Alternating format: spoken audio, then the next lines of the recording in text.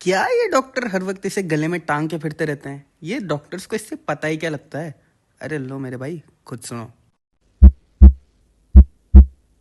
अगर तुम्हारा हार्ट कुछ इस तरह साउंड करता है तो इसका मतलब तुम्हारा हार्ट एकदम सही है। पर अगर ये कुछ इस तरह साउंड करे